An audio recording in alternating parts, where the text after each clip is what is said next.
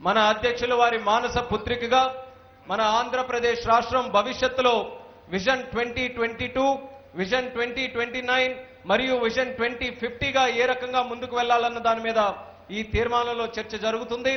2050 సంవత్సరం అంటే సుమారు మనం ఇప్పుడు ఉన్నటువంటి సంవత్సరం నుంచి 33 సంవత్సరాలు అంత దూరదృష్టితో ఒక విజనరీగా పనిచేసినటువంటి ఏకైక నాయకుడు ఈ భారతదేశంలో మన ముఖ్యమంత్రి నారా చంద్రబాబు నాయుడు గారు అనేది మరొకసారి తెలియజేసుకుంటూ ఈ యొక్క తీర్మానం మీద ప్రవేశపెట్టడానికి vice chairman state planning board వారు సి కుటుంబరావు గారిని ఆహ్వానిస్తున్నాం.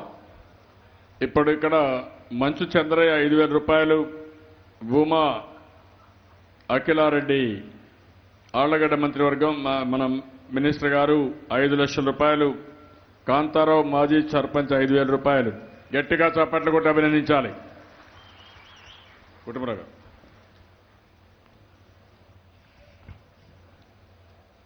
గౌరవనీయులు ముఖ్యమంత్రి గారికి, వేదిక పైన ఉన్న పెద్దలకు, సభకు వచ్చిన కార్యకర్తలందరికీ కూడా నా నమస్కారాలు.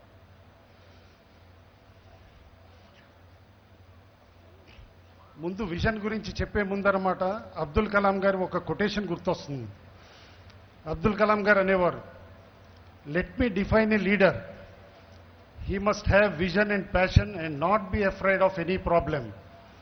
Instead, he should know how to defeat it. More importantly, he must work with integrity. ఈ కొటేషన్ ఎందుకు చెప్తున్నానంటే, విభజన జరగటానికి ముందన్నమాట ఎన్నోసార్లు ముఖ్యమంత్రి గారు అన్నమాట ఆ టైం అప్పుడు సమన్యాయం చేయండి, విభజన చేసే ముందు ఇటు 2 రాష్ట్రాలకు కూడా అన్నమాట న్యాయం చేయాలి అని చెప్తే ఎంతోమంది 2 కళ్ళ విధానం అని ఇట్లా హేళన చేశారు. కానీ దూరదృష్టితో ముఖ్యమంత్రి గారు 2 రాష్ట్రాల మధ్య విభజన సమస్యలు వస్తాయి, అందుకని సమన్యాయం చేయమన్నారని చెప్పేసి అని ఊహించకుండా అప్పుడు హేళన చేశారు. కానీ మనం చూసాం విభజన తర్వాత ఎన్ని సమస్యలు వచ్చినాయి. కానీ ఈ సమస్యలకి ఏటికి కూడా భయపడకుండా ఒక ప్యాషన్ తోటి, విజన్ తోటి ఆయన ప్లాన్ చేసి రాష్ట్రాన్ని ముందుకు తీసుకెళ్తున్నారంటే నిజమైన నాయకుడు ఈయన అని అబ్దుల్ కలాం గారి మాటల్లో ఏ విధంగా వర్ణించారో అది ప్రూవ్ అవుతుంది. లీడర్షిప్ అంటే ఏంటి, విజన్ అంటే ఏంటి? లీడర్షిప్ అంటే క్లియర్లీ విజన్ అండ్ రెస్పాన్సిబిలిటీ, అంతేగాని పవర్ కాదు.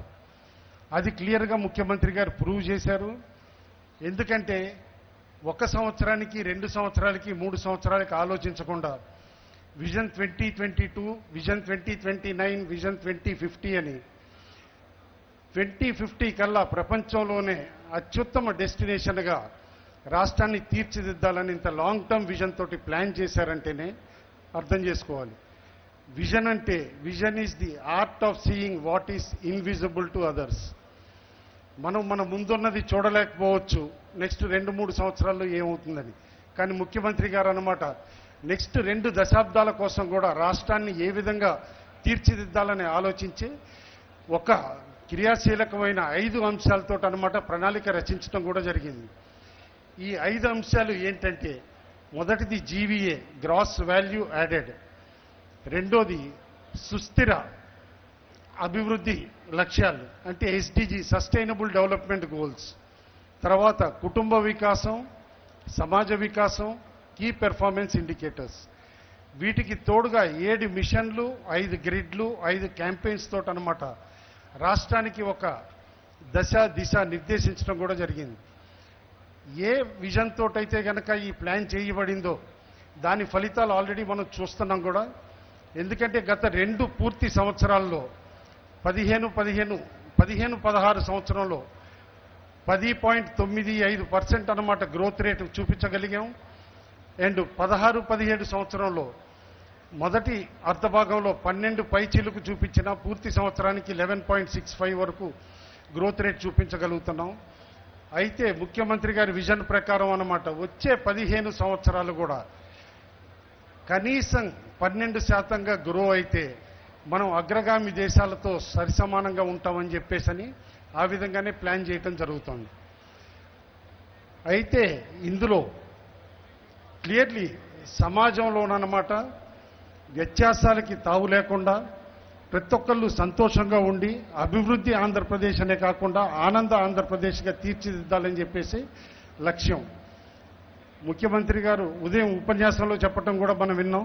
హ్యాపీనెస్ ఇండెక్స్లో దేశ ర్యాంకింగ్ కంటే కూడా మన రాష్ట్ర ర్యాంకింగ్ బాగుంది. అందులో కూడా శ్రీకాకుళం అత్యుత్తమైన జిల్లాగా కూడా ఉంది మన రాష్ట్రంలో. అదేవిధంగా కాంపిటేటివ్ ఇండెక్స్లో కూడా అన్నమాట దేశ ర్యాంకింగ్ కంటే కూడా ఆంధ్రప్రదేశ్ రాష్ట్ర ర్యాంకింగ్ చాలా ముందుంది. అది క్లియర్లీ ఈజ్ ఆఫ్ డూయింగ్ బిజినెస్లో ఎప్పుడైతే మొదటి ర్యాంక్ సంపాదించామో అప్పుడేనమాట క్లియర్లీ కాంపిటేటివ్ ఇండెక్స్లో కూడా మనం చాలా ముందుంటామని కూడా డిసైడ్ అయిపోయింది. అయితే ఈ 2 అంకెల వృద్ధి రేటు సాధించడానికి విజన్లో ఎన్నెన్ని అంశాలకి ఏ విధంగా తావు చేస్తున్నాం అనేది కూడా మనం అర్థం చేసుకోవాలి. క్లియర్లీ షార్ట్ టర్మ్ గెయిన్స్ అయ్యి, లాంగ్ టర్మ్ గెయిన్స్ అయ్యి, మీడియం టర్మ్ గెయిన్స్ అయ్యి అనేది కూడా క్లియర్లీ ప్లానింగ్ చేయడం జరిగింది. అయితే ఒక ప్రాంతానికని కాకుండా అన్ని ప్రాంతాలు, ఉత్తరాంధ్ర అని కాదు, కోస్తా అని కాదు, రాయలసీమ అని కాదు, అన్ని ప్రాంతాలని సమానంగా అభివృద్ధి చేయడానికి అన్నమాట పూర్తిగా ప్లానింగ్ చేయబడింది. ఈ మధ్య మనం చూసాం కూడా దేశంలోనే 3వ ఎక్స్ప్రెస్ వే అమరావతి నుంచి అన్నమాట అనంతపూర్కి ప్లాన్ చేయటం, అది కూడా 6 లేన్గా అన్నమాట చేయటం వలన రాయలసీమ ఒక కారిడార్ లాగా ఓపెన్ అవ్వటానికి దోహదిస్తుందని తెలిసి కూడా మనకి తెలుసు అనమాట. ఆ విధంగా ఆ కారిడార్ ప్లాన్ చేయటం జరిగింది. అదేవిధంగా 192 కిలోమీటర్లు అనమాట ఇన్నర్ రింగ్ రోడ్డు కూడా అనమాట అమరావతి చుట్టూ ప్రతిపాదించడం జరిగింది. అయితే ఇక్కడ ఒకటి ఆలోచించాలి, అందరూ అమరావతి అమరావతి అని చెప్పేసి అని మీరు కాన్సన్ట్రేట్ చేస్తున్నారు డెవలప్మెంట్ అని క్రిటిసైజ్ చేస్తూ ఉంటే దాన్ని ఏమాత్రం నేను సమర్థించను. ఎందుకంటే మనం చూస్తున్నాం మన ప్రతి పక్క రాష్ట్రంలో కూడా తెలంగాణకి హైదరాబాద్ ఉంది, కర్ణాటకకి బెంగళూరు ఉంది, తమిళనాడుకి చెన్నై ఉంది, మహారాష్ట్రకి ముంబై ఉంది. ఈ అన్ని రాష్ట్రాల్లో కూడా అన్నమాట ఒక మెట్రో నగరం ఉండనమాట డెవలప్మెంట్కి దోహదమయ్యే అక్కడ తలసరి ఆదాయం కూడా పర్ క్యాపిటల్ ఇన్కమ్ కూడా మన రాష్ట్రం కంటే ఎక్కువగా ఉండటానికి కూడా దోహదపడింది. దక్షిణ భారతంలో మనది అన్నిటికంటే తక్కువ, కేవలం 1,22,000. మిగతా రాష్ట్రాలన్నిటి తలసరి ఆదాయం కూడా ఎక్కువ. అది పెరగాలి అంటే ఒక మెట్రో నగరాన్ని అన్నమాట అభివృద్ధి చేయాలి. అదేవిధంగా దానికి తగ్గట్టు సర్వీస్ సెక్టర్ కూడా డెవలప్ చేయాల్సి వస్తుంది. అందుకని చెప్పేసి అన్నమాట ఒక పక్కన వ్యవసాయానికి పెద్దపీటేస్తా, వ్యవసాయం లాభసాటిగా చేయాలనే దృష్టితోటే ప్లాన్ రచించడంతో పాటు అన్నమాట ఇట్లా పౌర సేవలు కానీ మిగతా ఇండస్ట్రీ సెక్టర్ కానీ అంతా గ్రోత్ చేయటం కోసమనే టోటల్ విజన్ రూపొందించబడింది. అయితే ఇందులో అత్యంత ఇంపార్టెంట్ అయిన అంశాలు అన్నమాట ఏదైతే కనుక కుటుంబ వికాసం, సమాజ వికాసం అంటున్నామో వాటిపైన అందరూ దృష్టి సారించాల్సిన అవసరం ఉంది. ఎందుకంటే సమాజ వికాసంలో 10 అంశాలు ఉన్నాయి.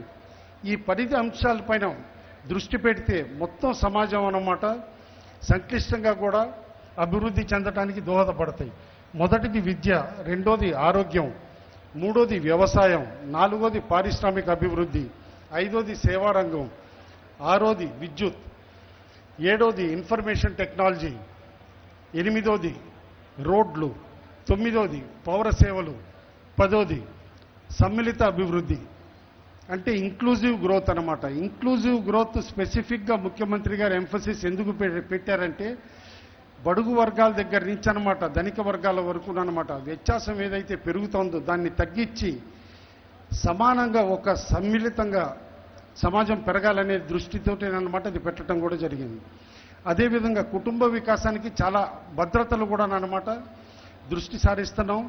అందులో సామాజిక భద్రత, పోషకాహార భద్రత, బీమా భద్రత, విద్యుత్ భద్రత, వంట గ్యాస్ భద్రత. మనం చూస్తున్నాం రీసెంట్లీ కిరోసిన్ రహిత రాష్ట్రంగా అన్నమాట రాష్ట్రాన్ని రూపొందించడానికి దీపం పథకం కింద అన్నమాట ప్రతి ఇంటికి కూడా గ్యాస్ కనెక్షన్ ఇవ్వటం జరిగింది. అండ్ ఆ ప్రాసెస్ ఏదైతే కంటిన్యూ అవుతుందో అది నెక్స్ట్ 2-3 నెలల్లో కంప్లీట్ కూడా అవుతుంది. తర్వాత నీటి భద్రత, గృహ భద్రత, పారిశుధ్య భద్రత, ఆరోగ్య భద్రత, విద్యా భద్రత, పశుగ్రాస భద్రత, ఉపాధి భద్రత, సమాచార భద్రత, వ్యక్తిగత భద్రత, ఆదాయ భద్రత. కనీసం ప్రతి కుటుంబానికి 10,000 రూపాయలకి తక్కువ లేకుండానమాట ప్రతి నెలకి ఆదాయం ఉండాలి అనే దిశగానమాట ఈ ప్లాన్స్ అన్నీ కూడా ఇంప్లిమెంట్ చేయటం జరుగుతున్నాయి. కాబట్టి ఆదాయ భద్రత అనేది ఉండి సంక్షేమ పథకాలకి పెద్దపీట వేస్తానన్నమాట. డెవలప్మెంట్తో పాటు అభివృద్ధికి ముందు బాట వేస్తే సమాజం కూడా బాగా అభివృద్ధి చెందుతుందనే దిశగానే అన్నమాట ప్లాన్ చేయటం జరుగుతుంది. అయితే ఇందులో షార్ట్ టర్మ్ ఇండికేటర్స్గా ఏదైతే మనం ఇందాక అనుకున్నామో సత్వరంగా ఇందులో వ్యవసాయం పైన కాన్సన్ట్రేట్ చేయటం మనం చూస్తున్నాం. నదులు అనుసంధానం చేయటం, దానితోటి ఏదైతే డెల్టా రీజియన్ అన్నమాట గత సంవత్సరం అభివృద్ధి చెందిందో మనం చూసాం. అదేవిధంగా లాభసాటిగా వ్యవసాయం చేయటం కోసం అన్నమాట వివిధ స్టెప్స్ ఏవైతే రాష్ట్రం తీసుకుంటుందో అవన్నీ కూడా ఇప్పుడు ఫలితాలు ఇస్తున్నాయి. ఫిషరీస్లో మనం దేశంలోనే అగ్రగామి రాష్ట్రంగా ఉండి ప్రపంచానికే ఆక్వా బౌల్ కింద అన్నమాట తయారయ్యే దిశగా కూడా మనం ఉన్నాం. కాబట్టి అన్ని రంగాలపైన సమానంగా దృష్టి పెట్టి అన్నమాట రాష్ట్రాన్ని సమ్మిళితంగా అభివృద్ధి చెందడానికి అన్నమాట అన్ని స్టెప్స్ తీసుకోవటం జరుగుతుంది. అయితే ఇక్కడే ఇంకొక విషయం కూడా ఆలోచించాలి. ఇవాళ నాలెడ్జ్ యుగం వచ్చింది. ఈ నాలెడ్జ్ యుగంలోనమాట మనం ఎన్ని అంతర్జాతీయ సదస్సులు అన్నమాట మన రాష్ట్రంలో కండక్ట్ చేస్తే వాటి వలన ప్రజలకి కూడా అన్నమాట ఆ నాలెడ్జ్ డిస్ట్రిమినేషన్ అవటం కానీ ఇటు ఆ నాలెడ్జ్ అన్నమాట స్ప్రెడ్ అయ్యి అన్నమాట ప్రోగ్రెస్కి కూడా దోహదపడుతుందని చెప్పేసి చాలా సదస్సులు హోల్డ్ చేయటం కూడా జరిగింది. అందులో ఇండియన్ సైన్స్ కాంగ్రెస్ సదస్సు తిరుపతిలో ఉన్నాయండి. అదే ఇండియన్ ఎకనామిక్ అసోసియేషన్ సదస్సు కూడా తిరుపతిలో. అదేవిధంగా భాగస్వామ్య సదస్సులు విశాఖపట్నంలోనమాట ఇంటర్నేషనల్ ఫిష్ ఫెస్టివల్ కూడా ఇక్కడ పెట్టడం, అదేవిధంగా నౌకాయాన సదస్సు కూడా విశాఖలో పెట్టడం మనం చూసాం. చాలా ఇన్స్టిట్యూట్స్ ఏవైతే కనుక కోల్పోయామో ఇటు విభజన తర్వాత అనమాట అవన్నీ కూడా స్థాపించడానికి అనమాట వివిధ నగరాల్లో లైక్ తిరుపతిలో ఐసర్ అవ్వనేయండి, ఐఐటి, విశాఖపట్నంలో ఐఐఎం, ఇట్లా రకరకాల సిటీస్లోనమాట ఇన్స్టిట్యూట్స్ పెట్టడం కూడా జరుగుతుంది. ఈ నాలెడ్జ్ ఎకానమీ అనే దానికి చాలా కాన్సన్ట్రేషన్ అనమాట ముఖ్యమంత్రి గారు ఇస్తున్నారు. ఎందుకంటే క్లియర్లీ ఒక కొత్త యుగంలో ఉన్నాం, నాలెడ్జ్ యుగంలో ఉన్నాం. ఈ నాలెడ్జ్ యుగంలో డిగ్రీ అనేది స్కిల్ అనేది ఒక ప్రాతిపదిక కాదు. ఒక బ్రాడ్ విజన్ ఉండాలి, క్యాపబిలిటీ ఉండాలి, క్రిటికల్ థింకింగ్ ఉండాలి, లాజికల్ డిడక్షన్ ఉండాలి. ఇవన్నీ ఆలోచిస్తూ ఉంటే ముఖ్యమంత్రి గారు అనమాట చాలాసార్లు ఇచ్చే ఐడియాస్ అనమాట అవుట్ ఆఫ్ ద బాక్స్ ఉంటాయి. అందరికంటే ముందు ఆలోచించి చెప్పడం జరుగుతుంది. ఇన్ఫ్యాక్ట్ ఇవాళ అనిపిస్తుంది ఒకప్పుడు బెంగాలీస్ ఏదైతే ఆలోచిస్తారో ఆ తర్వాత దేశం ఆలోచించేది అంటున్నారు. ఇవాళ ఖచ్చితంగా అంటాను మన ముఖ్యమంత్రి గారు ఏదైతే ఆలోచిస్తారో రేపు దేశం ఆలోచిస్తుంది. అంత ముందుగానమాట ముఖ్యమంత్రి గారు ఆలోచించడం జరుగుతుంది. దీనికి ఒకటే సింపుల్ ఎగ్జాంపుల్ కూడా చెప్తాను. కేవలం కొద్ది రోజుల క్రితం నేను ఒకసారి సింగపూర్ వెళ్ళాను. అక్కడ ఒక Singapore Chinese cultural centre opening అనమాట ఒక ప్రోగ్రామ్కి వెళ్ళాను. ఇంట్రడక్షన్ చేసేటప్పుడు ఒకళ్ళు ఇంట్రడ్యూస్ చేస్తే ఎక్కడి నుంచి అంటే ఇండియా నుంచి ఇట్లా ఫ్రమ్ విజయవాడ, అమరావతి, ఆంధ్రప్రదేశ్ అంటే ఆహా it is land of Chandrababu అన్నారు. అంటే ఆలోచించండి ముఖ్యమంత్రి గారికి బ్రాండ్ ఇమేజ్ ఎంత ఉంది, మన రాష్ట్రానికి అన్నమాట ప్రతిష్ట ఎంత తీసుకొచ్చారనేది అన్నమాట బయట మనం ఆలోచించాలి. కాబట్టి ముఖ్యమంత్రి గారి విజన్ కానీ దృష్టి కానీ ఏదైతే ఉందో దానికి అందరూ సహకరించాలని చెప్తాను. అనవసరంగా కొన్ని ప్రతిపక్షాలు కానీ ఏవైతే తప్పుడు మాటలు చెప్పి పేపర్ కానీ ఇటు వాళ్ళ ఛానల్స్లో కానీ చెప్పేయి వాటిపైన దృష్టి సారించకుండా ఒక నిబద్ధతతోటి ఇటనమాట మన ముఖ్యమంత్రి గారి విజన్ అన్నమాట సాకారం చేసే దిశగా అందరూ కృషి చేస్తే ఖచ్చితంగా ఆయన కనిన కళ్ళన్నీ కూడా సాకారం అవుతాయని చెప్పేసి అని అనుకుంటున్నాను. ఈ ప్రతిపాదన పెట్టడానికి అన్నమాట నాకు అవకాశం ఇచ్చినందుకు ముఖ్యమంత్రి గారికి కూడా కృతజ్ఞతలు చెప్తున్నాను. థ్యాంక్స్.